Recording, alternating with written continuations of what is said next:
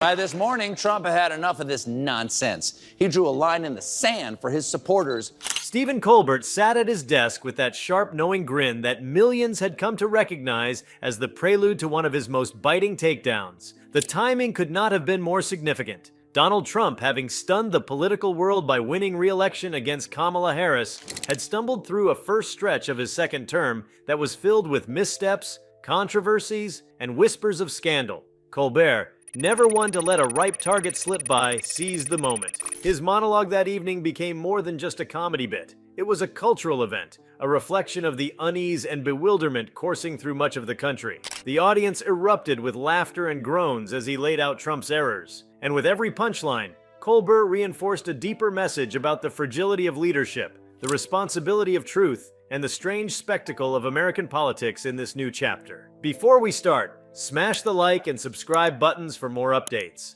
The weight of Trump's second victory still hung heavy. For his supporters, it was vindication, proof that despite years of controversy, he remained a figure of dominance. For his opponents, it was disillusioning, as if the chaos of the first term had not been enough to dissuade voters. And so, when Colbert took aim, he wasn't just ridiculing a politician. He was articulating the frustrations of millions who could not comprehend how the nation had returned to this place. His commentary became catharsis, turning the absurdities of the administration into humor that eased the tension, while at the same time magnifying the consequences of each blunder. The first months of Trump's second presidency were nothing short of chaotic. Policy announcements arrived without clarity, cabinet members cycled through like revolving doors, and international allies found themselves once again caught off guard by sudden shifts in rhetoric. Colbert highlighted each of these points, threading them together into a tapestry of dysfunction. The brilliance of his delivery lay in how he made the absurd sound almost believable, while simultaneously underscoring that these were not mere punchlines. They were events unfolding in real time, with real impact. By packaging them with wit, Colbert created a mirror in which viewers could see the gravity beneath the laughter. But the true firestorm ignited when Colbert addressed the rumors of Trump's alleged secret affairs. The story, still swirling in half-substantiated reports, carried an explosive charge. Trump's marriage to Melania had long been the subject of speculation and scrutiny, with moments of public distance fueling narratives of strain.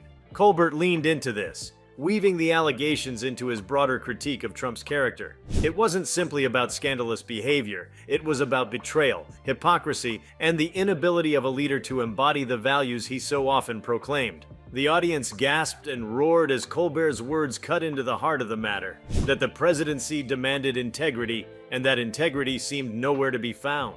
This angle struck particularly deep because it tapped into the broader cultural conversation about trust in leaders. In the aftermath of an election that had polarized the nation even more than before, the notion of secret affairs wasn't merely gossip. It became a symbol of larger concerns about deception, about what truths were being hidden from the public, and about the personal moral compass of a man entrusted with such enormous power. Colbert's satire crystallized those concerns into sharp commentary, reminding viewers that while scandals can be laughed at, they also have the power to erode the foundation of public confidence.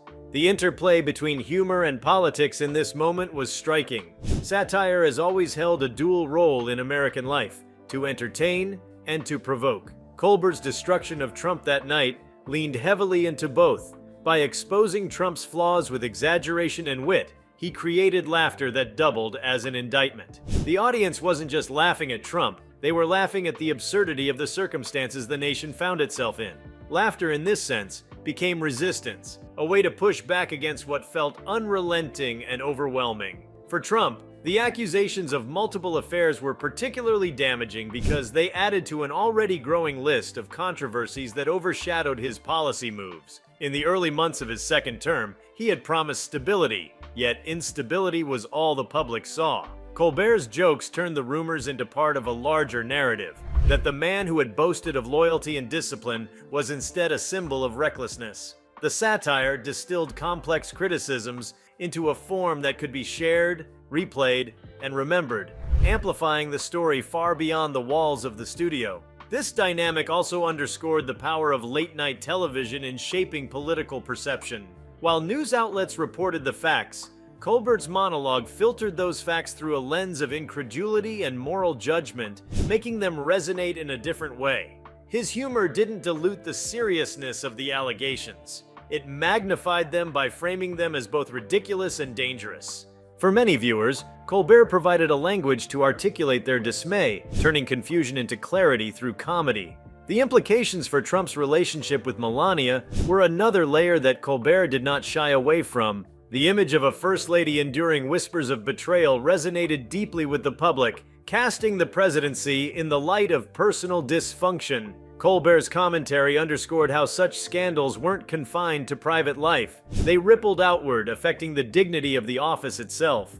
The laughter was tinged with discomfort, a recognition that behind the jokes lay real pain, humiliation, and questions about respect in the highest levels of government. As Colbert pressed forward, he painted Trump's early second-term presidency as a replay of his first, but with stakes heightened by the sense of déjà vu. The country had already endured years of chaos, and now it faced more of the same. The accusations of affairs became emblematic of a larger pattern, a president unable to escape personal flaws long enough to focus on national leadership. By tearing into Trump, Colbert was also issuing a warning. If the first few months looked like this, what might the next 4 years bring? The audience's reaction was crucial to understanding the weight of the moment. Each burst of laughter, each groan of disbelief, reflected a shared understanding of the absurdity of the times. Colbert wasn't simply a comedian, he was a conduit for collective emotion. The energy in the room that night revealed how satire can become a rallying point, uniting people not through agreement on policy, but through recognition of the surreal nature of political reality. In a divided nation, humor became one of the few things capable of bridging the gap, if only for a moment. The cultural significance of Colbert's takedown extended beyond entertainment. It illustrated how satire could function as a form of accountability when traditional mechanisms seemed to falter. The checks and balances of government often moved slowly, but a comedian with a platform could spotlight issues with immediacy and impact. Colbert's destruction of Trump, framed through humor, was a way of saying that the emperor had no clothes, that the power of the presidency could not shield a leader from ridicule when his actions merited it. The focus on Trump's alleged affairs also tied into broader themes of transparency and the expectations of public figures. In an age where personal and political lives often merged, leaders could not expect to keep secrets hidden for long.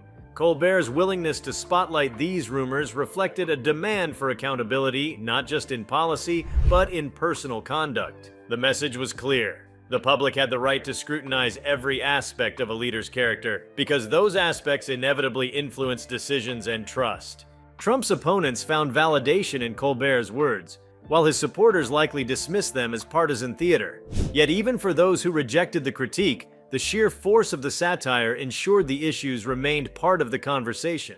This is where Colbert's influence lay, not in changing the minds of diehard loyalists, but in shaping the narrative for the vast middle ground of Americans navigating the turbulence of Trump's second term. His destruction of Trump in that monologue became a touchstone moment, replayed across social media and discussed in homes, offices, and classrooms. The sheer absurdity of the situation, an incumbent winning re-election despite years of controversy, stumbling immediately into new scandals and facing public mockery from cultural figures, underscored the peculiarities of American democracy. Colbert's commentary captured the essence of that absurdity. He didn't just target Trump, he targeted the strange reality that allowed such a scenario to unfold. In doing so, he invited viewers to question not just the man but the system that sustained him. This extended into international perception as well. When Colbert mocked Trump's alleged affairs and political blunders, it wasn't just domestic audiences who noticed. Clips traveled across borders, contributing to how America was seen abroad. To foreign observers, the fact that a late-night comedian could so openly ridicule a sitting president highlighted both the freedoms and the dysfunctions of American political culture. Colbert's satire thus became part of the global narrative about America's place in the world during Trump's second term. The rhythm of Colbert's destruction was deliberate. Each punchline built upon the last, layering ridicule with analysis, until the entire segment became a crescendo of comedic outrage. The allegations of affairs provided the emotional climax, exposing not only personal weakness, but also a metaphorical one, that the president's attention was fractured, his integrity compromised. By tying the personal to the political, Colbert made clear that leadership is not compartmentalized. Character bleeds into governance. Through all of this, the role of the audience, both in the studio and at home, was essential. They weren't just passive consumers of comedy. They were participants in a cultural reckoning. Each laugh was an act of recognition, each gasp a moment of realization. Colbert's destruction of Trump became a shared experience, one that allowed individuals to process the chaos of the moment through collective humor. As the monologue closed, Colbert's smirk remained, but the weight of what had just unfolded lingered in the air. He had destroyed Trump, not with rage or anger, but with humor sharpened into a blade. The implications of that destruction rippled outward, reminding everyone that even in the most powerful office in the world, no one is immune from ridicule when their actions demand it. The allegations of secret affairs against Melania, the missteps of early policy, the sheer strangeness of Trump's return to the White House, all of it became immortalized in Colbert's satire, a testament to the power of humor to define a political era. If you like this video, please give it a like and subscribe to our channel. Also, leave your comments below and tell us, what are your thoughts on Colbert's takedown of Trump's alleged affairs? We want to hear from you. Thank you for watching and see you next time.